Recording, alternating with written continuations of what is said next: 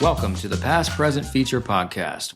In this conversation, Erik Poppe, the director of Quisling, The Final Days, which just premiered at TIFF following the Norwegian Film Festival, discusses his journey from photojournalism to filmmaking, emphasizing the role of art in raising questions and engaging audiences. He reflects on his influences, including Francois Truffaut's 1970 film The Wild Child, the importance of personal narratives, and the challenges of portraying controversial characters, how creating empathy for these characters can be challenging yet rewarding. Erik also shares his insights on his filmmaking process, the significance of preparation for film festivals, and how art's primary role is to provoke thought and discussion through simplicity and truthfulness. I'm going to start with a quote from you, actually. My role as an artist is to raise questions and not hand out all the answers. The questions do start processes among people like discussions, thoughts, or fresh perspectives. So film may be able to make a small impact, a change, or even heal. Erik Poppe. Pretty good quote. Thanks. Where does that philosophy come from, you think? Basically, that's why I went into becoming an artist, really. Leaving journalism, studying film in Sweden 4 years. As I see it, art's function is to go into subjects, either they are hard to discuss or they are in some way problematic, and go in and the subjects lift the problems and present it and allow the audience to then have a discussion, go into the subject. When I see movies sort of hand out the answer, they bore me. It looks like political movies from the 70s. You knew already after 5 minutes where you were going. So that's how I see it, really. Yeah, you don't want to be handed some obvious thing. You want to be engaged.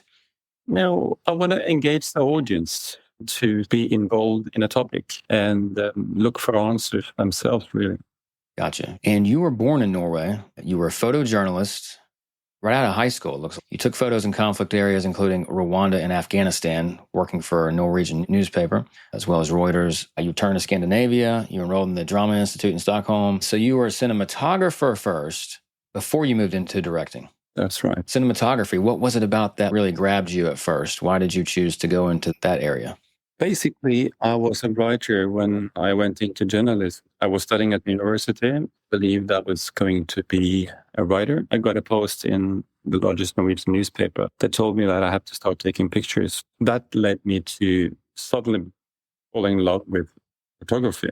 And then having the combination of loving to write, taking pictures, that led me to film. After I'd been sent back home to Norway, hospitalized for 6 months. Oh, wow. I asked what you were hospitalized for. I was in Colombia, and actually I was getting a virus. Gosh. It probably was something I got there, or it was in South Africa. But it led me to look into what sort of became my next step, really, because too fast, too soon, I became the youngest in the international scene of conflicts, really. Taking pictures, handing me nomination for the World Photo Award, and oh, wow, and everyone thought this was going to be where I was going to stay. But I didn't feel really I was brave enough, that I was good enough, and that led me to wanted to move on into film. And what seemed hard was to get into some of the major film schools. They allowed 3 to 4 students every second year. That's it? There were over 1,000 people applying. And you said 3 to 4 every second year? Crazy. Yeah, in the Dramatic Institute in Stockholm, Sweden. Wow, which was that's a small door. Best school. Also, I wanted to join. But I had already 7-8 years in conflict areas. I was getting close to 28 years old. And accidentally, by reason, they let me in. But I got a recommendation, tried to apply for cinematography and not direct. That might be easier for them. So that was really the reason. And was your priority. Yes, to get in. But then the classes in directing and cinematography, edit and producing, they were all almost similar. When I was studying in my 3rd year, they moved me over to directing. I did do the cinematography on a couple of feature movies as well, as I was preparing my first directorial debut. Got you. So you had a short game and a long game, it seems like. That's good. I was a grip for 7 years, but the plan was to be 5 years so I could get into the industry as well. And then once I did, that was my film school, was being on big American film sets and just watching directors while I make $22 an hour moving lights around and shaping lights, which also is very similar as far as like the aesthetic and like how... Yeah. It wasn't cinematography, but it was an extension of cinematography and learning the practical, what the hell are they doing over there with those flags? Like figuring out how that works. I mean, in America, it's grips shape light. I know in the UK, they don't. I know the electricians do that, right? The grips are only doing camera support. But in Norway or in Scandinavia, do you have grips? How does that work? The same way as you guys do. So UK is the only one that's different as far as grips are only doing camera support. Yeah. I can tell you that my best friend while studying in Sweden was Daniel Bergman, the son of Ingmar Bergman. Oh, wow. And, he was actually he was extremely well liked, respected, and he was really clever. And he just focused on being a great grip. He didn't want to be hit by everyone talking about that he was the son of Ingmar Bergman. Still, it led him actually to direct movies for a while. Amazing. It's about as working class as you can get on a film set, I feel like. All crew are working class, but those grips, we got to move things around. We got to be safe. We got to be quick. Yeah. We got to know how to be efficient. But anyways, I guess we share the concept of just trying to get in and by any means necessary, especially when you know that the door is small and you can't do the same thing everybody else is doing and expect unique results. No, in a way, but still, I love the movie industry because there is always a way. You need some luck. You need to be at the right place at the right moment, but still there are options. And I just think that's so great, really. Yeah, you just got to make moves. You got to get off the couch or get away from just talking about it and being about it. Can we just go back real quick? Photojournalism, though, because I am curious and interested about that. How did you get into photojournalism right out of high school? How did that happen? I was working for the major Norwegian newspaper while I was studying in the university. I had a column every second day where I was just doing interviews. There was this old man and me. I was interviewing really among the older people, and this old journalist, senior, he was interviewing young people. So I was doing that while I was studying sociology in the university, and then working more and more. They pushed me to really say that you can't have a photographer with you anymore. You need to take the pictures of your objects. So I did. But then I was asked for an assignment to go abroad. I did it once, and that turned out quite successful based on the articles I got back home and the pictures. And then I also have always been interested in foreign affairs, in the coverage of world affairs and especially conflicts. I applied for a couple of more assignments. They gave me one, and then suddenly it just started. It led me to the Falkland War. It led me to Iran, Iraq, in the conflict, the apartheid, South Africa, and to Cambodia, Vietnam, conflict there, and different areas. So I was basically sent around. I became a part of a group because this NVG, the newspaper, they were the agent for Reuters in Norway. And Reuters could actually ask for help from every agent in the world and put them into a group, which was young people sent around, really. So you said sociology, though. So you've always been interested in human behavior before anything, which, I mean, conscious about it enough to like also focus on sociology. Yeah.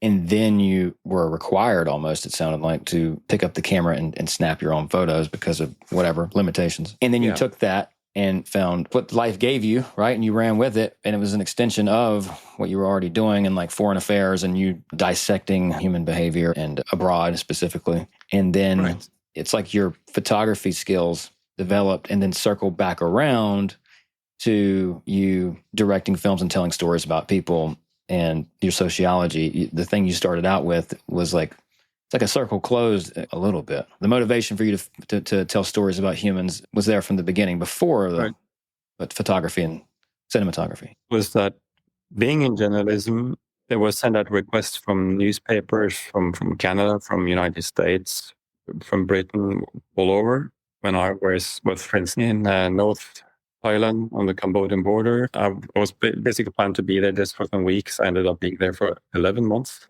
They were coming in requests through Reuters, go out there in the field, interview people, do the stories for the particular newspapers. And I did.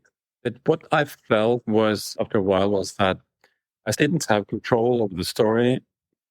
I felt less open and free to tell the story, what was going on. And it was edited, and it was harder sometimes to recognize my story. Oh, once you handed it off and you gave it to the editors and then they just went and just did whatever. Yeah, that was the business, but that felt really uncomfortable after a while. Yeah, it wasn't a reflection of what you were after. That makes sense. Okay, so thank you for sharing your backstory. Were you watching movies at this time? Were you Sure, I was engaging in films? And then if so, what were some of the past movies that really hit you, that really stuck with you?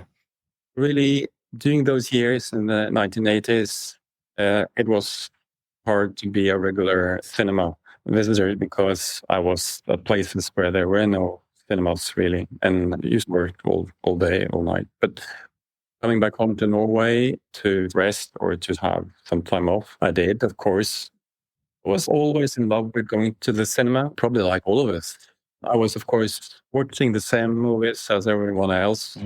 I saw one movie when I was quite young by Francois Truffaut called, I think, The Wolf Boy or something. It was about a young boy. It was a beautiful black and white film about a doctor who had to take care of a young child. Is it The Wild Child? Yeah, The Wild Child. That's right. 1970, Francois Truffaut. Yeah. And I remember that film. I don't know why. I just never got it out of my head. And I also saw another film called TIFF. I think it was by Ken Loach. Ken Loach, okay. Which also was hitting me quite hard. So that was stories told, not like huge studio productions. Sure. Which I of course love. But you know. These are more intimate, independently. Yeah, sometimes more intimate stories. It hits me harder, really. It seems like the onus is on the character journey and the emotional arc versus maybe some sort of trying to please a certain kind of market. Okay, let me read the synopsis for KES, K-E-S, 1969 drama coming-of-age story, a British drama focusing on Billy Casper, played by David Bradley, a tormented working-class boy who is subjected to abuse both at school and at home. The son of a single mother, Billy's existence is mostly bleak until he takes up an interest in falconry and begins training a kestrel that he finds on a nearby farm. While Billy forms a close bond with the falcon, his hardscrabble life and harsh environment prove to be a challenge to the boy and his bird. Then real quick, I'm going to read The Wild Child synopsis. In a French forest in 1798, a child is found who cannot walk, speak, read, or write. A doctor becomes interested in the child and patiently attempts to civilize him. They both sound like coming-of-age stories about children, formative years, and they find some sort of escape from some sort of struggle. That's what both of them would have. That's right. Why do you think you responded to that in that way, besides all the universal coming-of-age elements? Well, my sister and I was raised by my father. Our mother, she just left a day, one day. And that was in this sort of period of my life. So, of course, there was something there. I felt they were very friendly told. They were not dramatic stories, but they were really stories about small issues in a life, rather than huge, big dramas. In a way, I didn't fancy the way our family situation was compared to my friends and so. I was probably just peeking into some worlds, trying to figure out what that was about, really. I can relate in a different kind of way, too. What do you call it? Like a connectivity issue when you're younger. But a lot of us can find films accidentally or whatever. We find films and then we can feel connected in that way. And then all of a sudden, cut to adulthood and we're making movies. Absolutely. How cool. What a cool thing. I've never seen The Wild Child, actually. I've heard of it, but I've not seen that. I'm going to check that out. It is beautiful, really. It is. I know David Lynch was fancying that film as well. Okay. David Lynch. Let me ask you this before we move into talking about your latest film here. Any film or films that most inspired you to make the kind of films that you make? And then the second part of the question would be, what kind of films do you make? The last question, that's hard. What do I make? But I've always been thrilled by emotionally powerful stories. I really didn't end up loving science fiction stories. For me, movies have that ability through emotions, to tell stories so powerful. For me, truthful, honest, and also realistic really hits me hard. I did my first 5 movies. They were contemporary stories. Mm-hmm. They were other stories from my life as a journalist. Okay. Sometimes get involved with Juliette Binoche's an autobiographical story. Which one was that? About my life, and me. And well, I've been in Congo and Somalia and Afghanistan. I made myself into a woman. The subject was when the day arrives when your kids have become so grown up that they start to get panic about where I am. While being in Afghanistan, and there are suicide bombers on the radio back home in Norway, they got panic, and then you have to look for how do you deal with that, and you have a call to be out there. Even now, I do small documentaries for the BBC or something in between while I'm waiting for the financial on my next movie. Okay, can we talk about that later? Yeah, so that sort of was an issue, but sort of ended for 5 movies, which was based on subjects around me. I have your bio here. There's one movie you made called Spa. Bunch of Five is the translation, 1998. It was made a movie in 1949, which is a classic in Scandinavia. It's a story based on a famous journalist at that time who became a filmmaker, actually like me, a really nice man. He was studying the social situation in downtown Oslo, where the poor people live, where undereducated people live with their kids, and what about these kids? So he made a study, put together a story from 1949, which became like a shock. I was having that film in mind, and being a former journalist now doing feature movies, I wanted to see how far I could go in picking up social subjects, which really was concerning me. So I put together to assist. I hired an office downtown Oslo, and I started to get in contact with these young kids today. And I was doing a study in the situations where there were gangs, quite hard criminal gangs with kids from 11, 12 years and up to 15, 16, 17 years old. No one really knew so much about this because it wasn't so well known. It was tucked away in its own world. So together with the social service and together with the police and with the kids, I saw it from 3 different angles. And I studied it for a bit more than a year. And then I put together the script. And I really wanted it to be a hard movie, a bit inspired by Mathieu Kassovitz' movie, The Hen. Love that movie. I talk about that movie too much. It's in my top 5.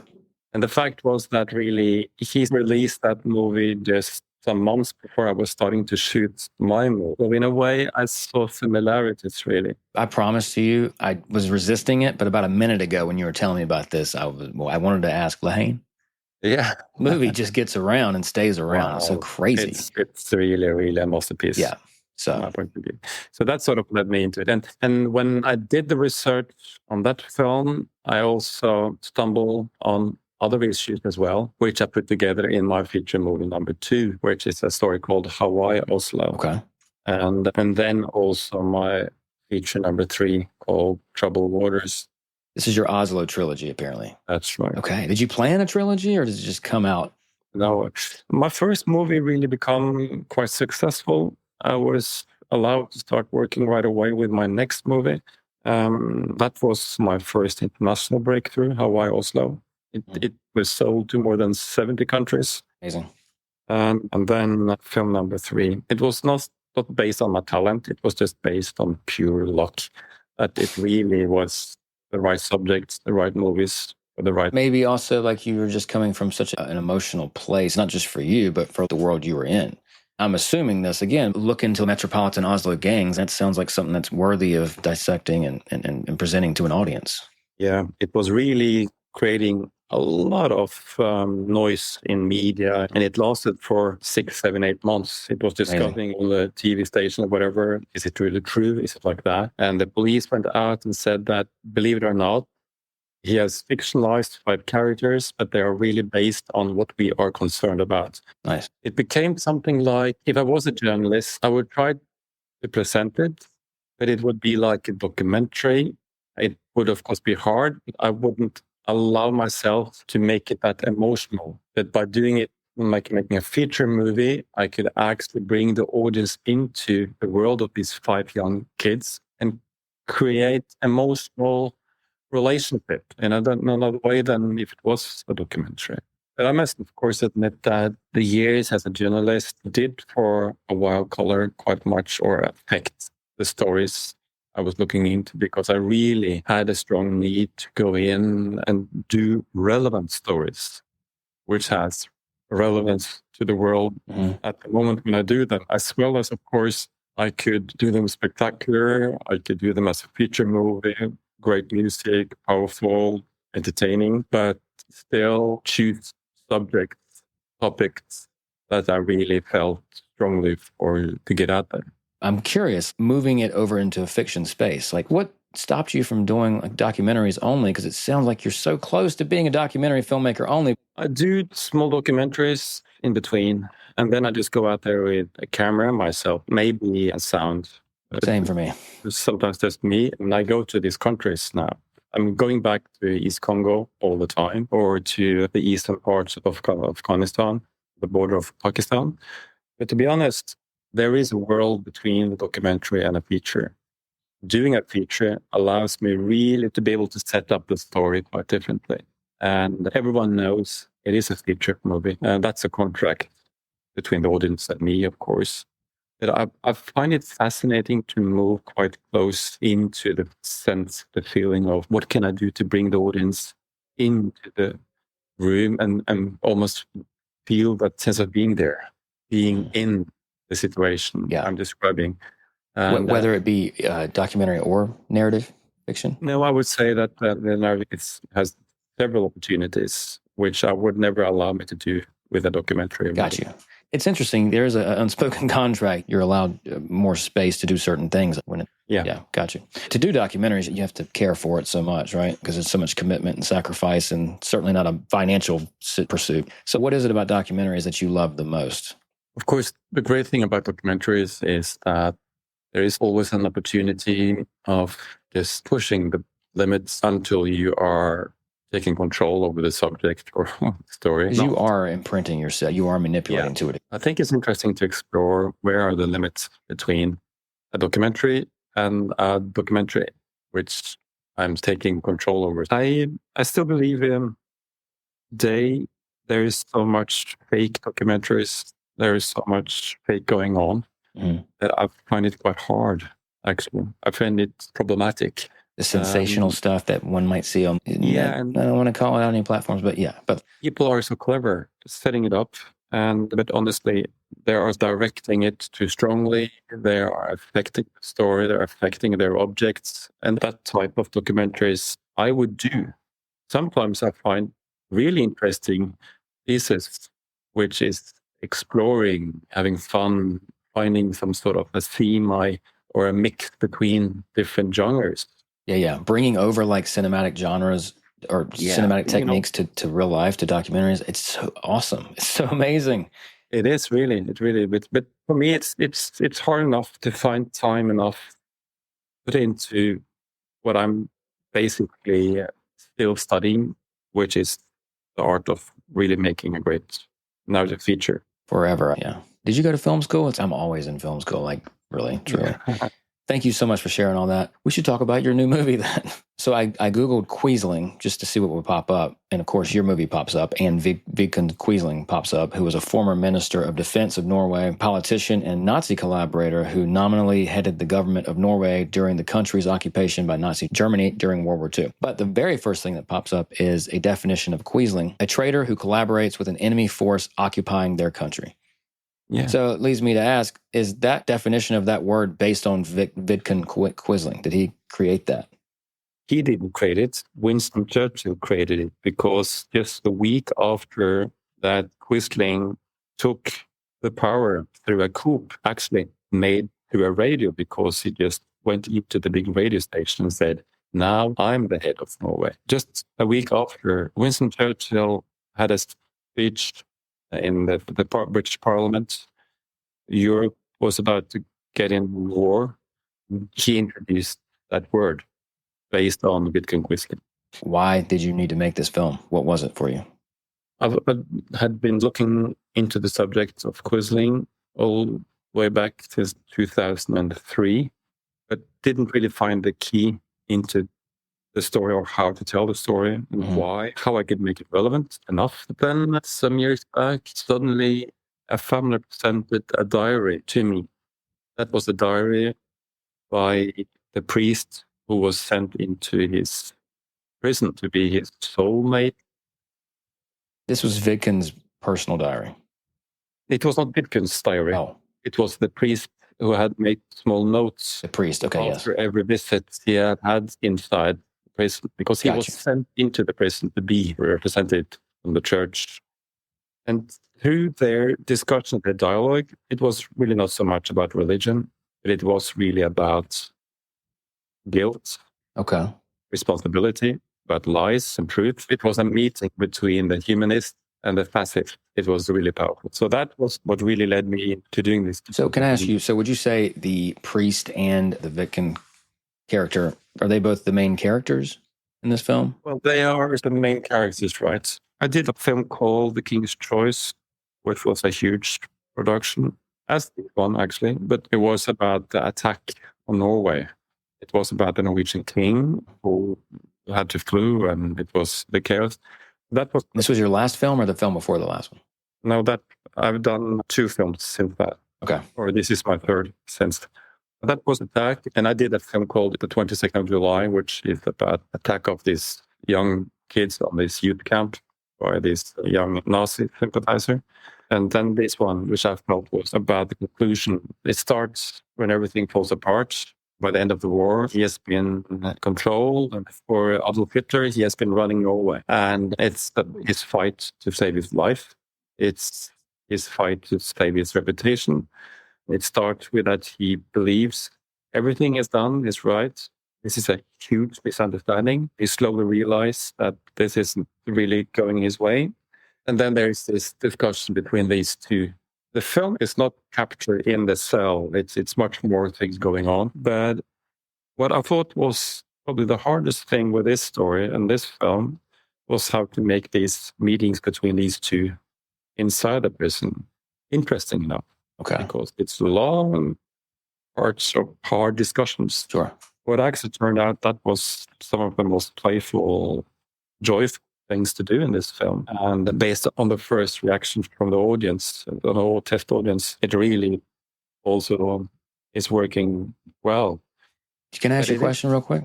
Do you find that some of the things going into production, the things that you're most concerned about, end up being the things that work the most? Yeah. And then conversely, the things that you think are going to be easy breezy possibly end up giving you some challenges? I've experienced that before. Isn't it always like that, really? Is it always like that? Yeah. What is up with that? It depends. It's not about my focus on the fact that's hard. So preparing well, it works well. But it's about that I also prepare for the easy stuff.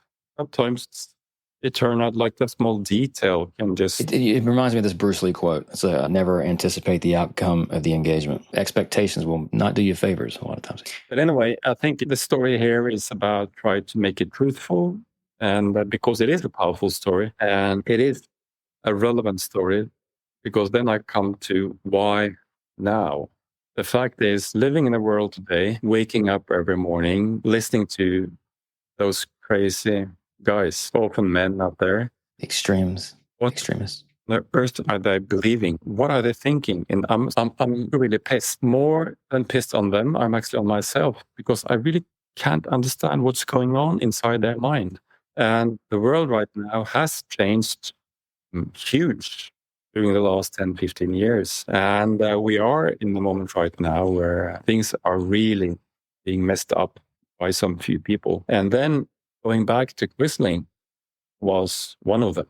And now having this sort of almost exotic, exclusive ability to get into his head, his mindset, through the dialogue between the priest and him, we actually have a rare opportunity to get closure on what really drives people.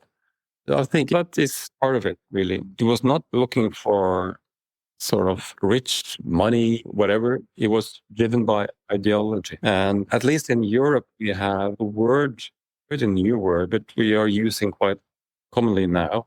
It's called radicalism. It's about how people are getting radicalized. And it's some sort of like a new word. But the fact is, the story about him is how he became radicalized, being in Russia after the revolution, first believing in the revolution, as many people did. That was actually about raising the level of the poorest people, opening up.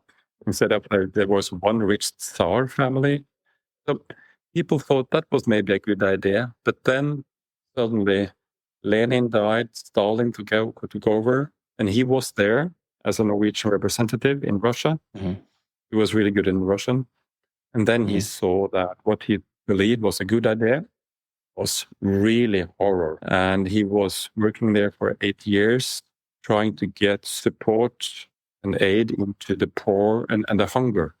There was a huge hunger crisis in Ukraine, and he was helping more than 200,000 people out of that hunger. Wow. But then he also was radicalized because he felt that this Bolshevism, nothing else, was more dangerous. So he went back to Norway. Fascinating contrast where he was helping so many people, but also becoming radicalized without knowing it at the same time. He was really getting this clear vision that Bolshevism was a world thing, not even Russia. They really wanted to take over the world. Through different revolutions, he went back to Norway and he started to tell people, listen, what's going on there is crazy and we need to watch out. And then no one really listened to him through the early 1930s. And then suddenly he heard a speech by a man called Adolf Hitler. Then he realized that man says what I'm trying to tell these people. And that's the beginning of that story. So the Weimar period, is that the period between the World War I and II, correct? That's when he was radicalized. But what I have been going into in my film is to limit the time span of what I'm telling, as I've been doing in several of my movies. Okay. Instead of doing all these flashbacks, contain it to a specific space and time. Go in and stay there. And so it starts when he's getting arrested and it ends when he's getting executed. Okay. And what is the value of that sort of containment in a way? Working so contained is that the audience are getting much more taken into the actual drama, scene by scene, moment by moment. For every time you cut back with a flashback or whatever, we know by research and science that you lose no potential for the audience. The drive gets disconnected, right? You can tell the story better that way, but you lose the potential of the sympathy. And that's why I've been looking into this. I did a PhD. I did a huge research on how to tell our stories today, how to do it much more quite close to a subjective point of view instead of cutting in between different angles, different stories. Yeah, I got on this kind of kick about 5 years ago where I was doing a lot of writing and I was trying my hand at a lot of multi-protagonist stories and nonlinear stories and really challenged myself. I quickly learned that it is a difficult business when it comes to keeping emotional engagement and just engagement in general. When you're jumping off of a protagonist, a single drive that's simple and leads you through a story, let's just bring up the hero's journey for 2 seconds where that's a simple, effective, solid paradigm to use. Not saying you should always use it, but it'll work for you. Like that's like the base model. But then once you start doing like ensembles, and it's hard to give a shit when you're actually reading or watching it. And I think it's because you get disconnected from one single emotional arc or one single emotional idea or whatever. I think I've gotten the base model figured out. But as far as that advanced kind of method, when you do see a really good nonlinear multi-protagonist story, like what does make it go? What does keep it together? Yeah. And what is the answer to that? Like a shared goal? A shared desire, shared emotional arc between Game of Thrones. It's not a movie, it's a TV show, but like clearly it's in the title, right? They all want that power and that throne. That's what keeps it together, right? Yeah, but I must say that this film is the most risky I've done, besides from a film called E30 22nd July, which is a story about like young kids trying to escape from this terrorist based on real facts, on what the kids told me. the few ones who survived. We put a reconstruction, made it again. But this film is as well really not risky. It's difficult in the sense that I'm allowing this traitor, representative of so much evilness, get a voice, because I am really setting up the story in such a way. I want you to learn how he's thinking. That means I also need you to almost get caught by his way of thinking. To be empathetic to that a certain character. Point in the film where I realized, shit, I was almost starting to feel for this guy.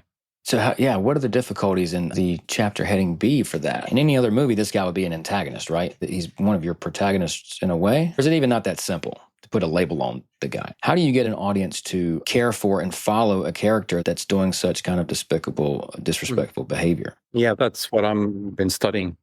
And it's interesting. I'm trying to explore with this film. At least the first reactions said that it really feels surprisingly different than what the audience thought they were going to see, and that it was powerful in a way that was somewhere almost like shocking, because they were really starting to be taken into his world.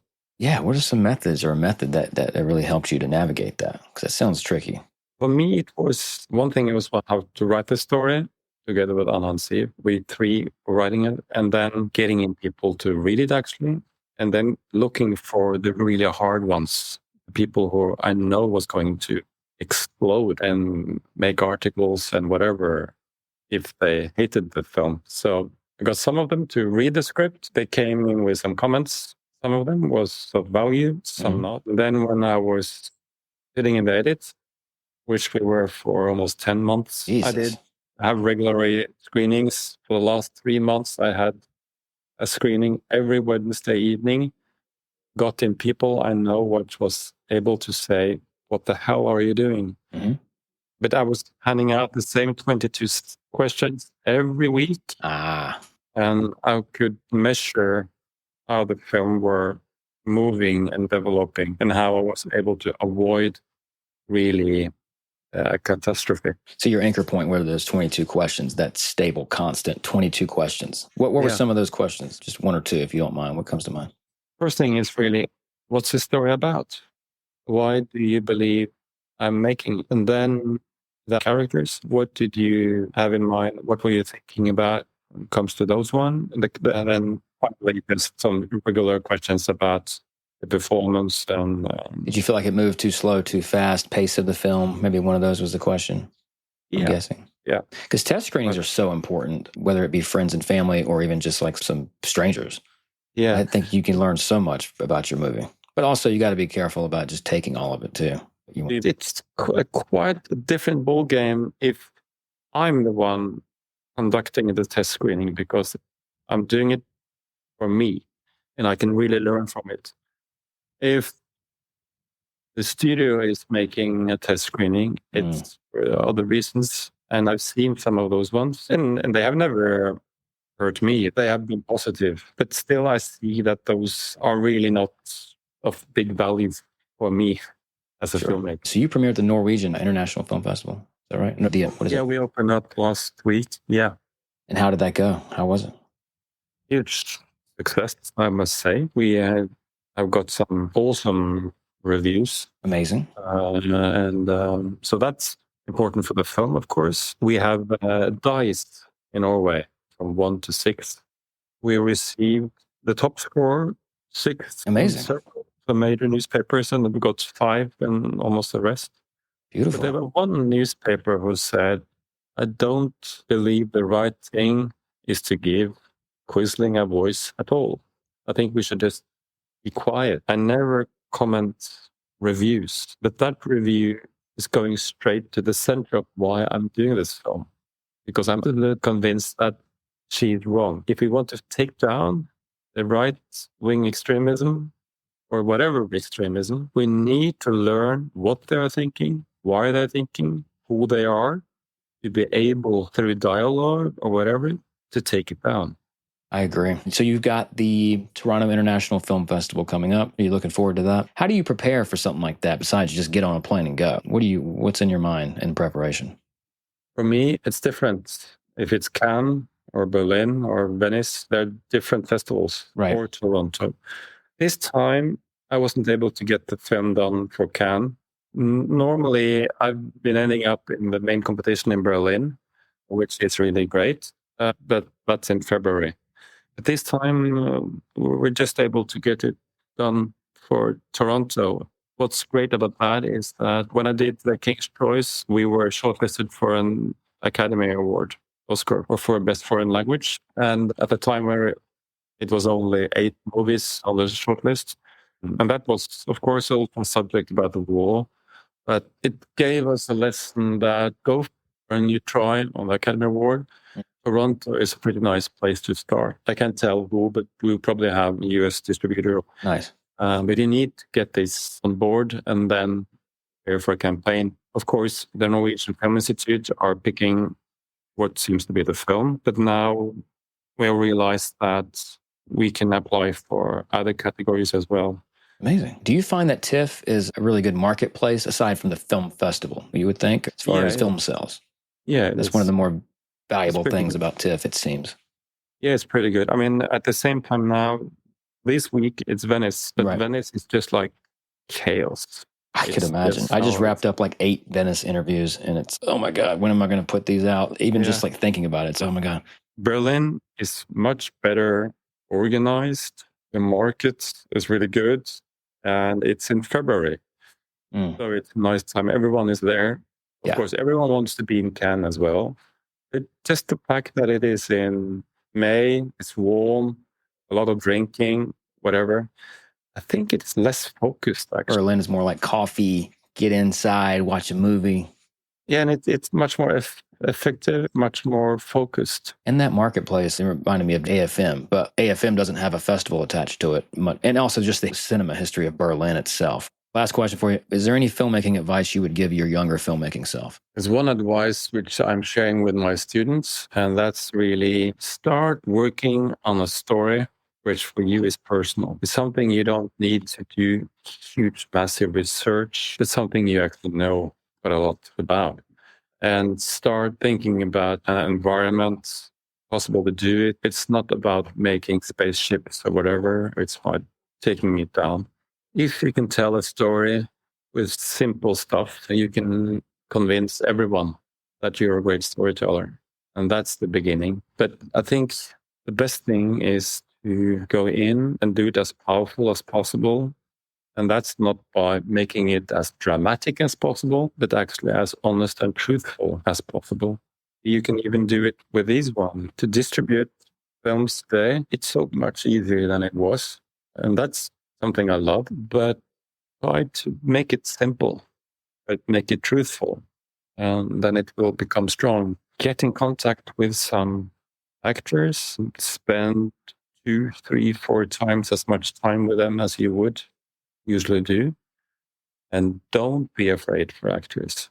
It's probably the most common thing is that what directors, when they start, know less about is working with actors. They're terrified sometimes. And when I say, well, realistically, you spend 2-3 weeks maybe in preparation with the actor, forget about that. Spend at least 12 weeks with the actor.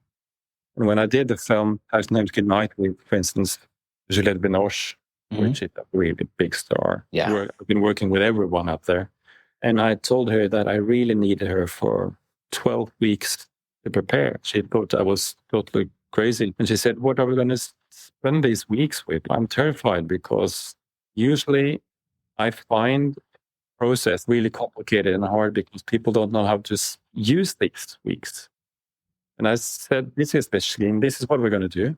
You're going to prepare. You're going to learn how to be, you're going to be a war photographer. Okay, you need to learn. You need to prepare for that. The camera is part of your body. And you need to prepare for taking stunning, great pictures. You need to be in a conflict area. So we need to go out there. I have prepared photographers, war photographers, which you're going to meet. And you're going to stay there. We went to Syria. We went to Afghanistan. Takes time. And then, of course, we need to discuss the character, the story. And the great thing was that she had been working with Truffaut, working with Spielberg. She worked with everyone. She had never, ever spent more than 4 weeks in preparation. Now she loved the idea after we had done it. It makes sense. How does that work as far as her budgeting? Obviously, you have to account for, there's 12 weeks, right? She's getting paid. So you have to build that into the budget. You need to set it up in a way that the result of preparing so well is that you can shoot faster. So instead of shooting in 12 weeks, I can shoot the film in 10 weeks. Got it. The price for filming for 2 weeks is so much. As well as you have to ask for the actors to invest themselves into it. And now, since I always worked that way, and the actors have learned that for my movies, the actors have received the awards for best acting. They all know that it seems to be worth also investing some time of themselves into this. That's probably what people really are most terrified about, is working with actors, and all the way to deal with that, all the way to learn how to love working with actors. Is they are an extension of your film, right? They're the face of it. Like it's going to determine the takeaway, right? And when you are out there on the set, I hate to have to explain for a long time about why or whatever.